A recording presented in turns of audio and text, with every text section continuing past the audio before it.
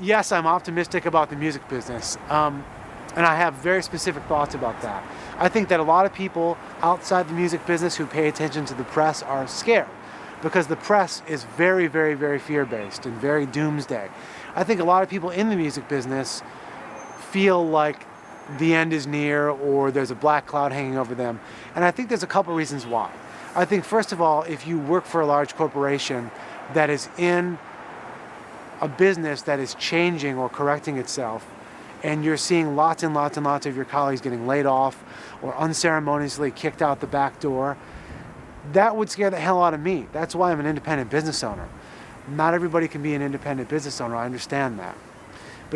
But to use the rich dad, poor dad example, if you're part of somebody else's liability pie, in other words, if you're an employee of someone else's corporation, then you're expendable. And if they need to crunch their numbers, they're going to get rid of you. I think that the music business was being run like a party for a long time. And I think what's ended up happening is that as the numbers... Let me start at the beginning. We all know that CDs created a second generation of pink cloud for the major label music business. We all know that the major label music executives and the owners of those corporations got really, really, really drunk on the profits from CDs. They were paying the artists the same royalties that they were paying them for vinyl. They were charging the consumer basically double in the early days of CDs that people were paying for vinyl and cassettes. When that pink cloud burned off and when everything else went away and CDs became the standard, and then the digital problem happened, and then at the same time the major corporations who own the music companies started wanting to sell them off and reap the profits that they could get out of them. Of course, everybody had to start running the music business like a business. I got in at the very tail end of the major label business. I did my first deal with Warner in 1998. And it was the tail end of when you could sit across the table from the president of Warner Brothers and negotiate a $3 million deal on a pad of paper. And it was pretty much that simple. These days, there are guys counting the beans before they even send the fax to you. They're probably working in the profit and loss on the fax that they're sending you for the offer. I think that the music business was run like a party for a long time. And I bet that all those guys had a great time while it lasted.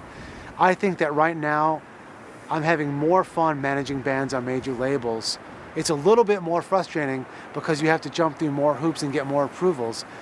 But ultimately, it creates a higher level of responsibility for the label, and therefore they're making better decisions, good and tough. I think that on the whole, if you read the press about any industry, about anything, you're going to be having a pretty bad day. I think that the bottom line is kids and even some older people are still very excited about music. I think there's 100 bands every day that prove that. Bands that come out of nowhere like Hawthorne Heights. Bands like Jimmy Eat World, who got dropped from Capitol, made a record on their own, and then ended up selling 3 million copies of that record that they made on their own by doing a deal with DreamWorks and coming back to the game and having, 3 or 4 huge radio singles worldwide on that record. I think that there's a reason to be hopeful every day about the music business. And I certainly wouldn't be in this business if I felt like there was no future in it. I think that the major label guys like Doug Morris and Jimmy Iovine and Tom Whalley, yeah, they probably have some real frustrations on their hands and some really challenging things on their hands because they're running giant corporations.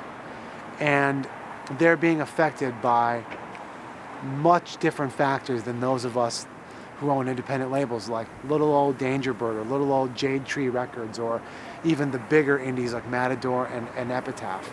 But I think that our worries and our concerns are much different than those of the big majors.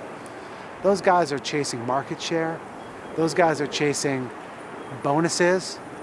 More power to them.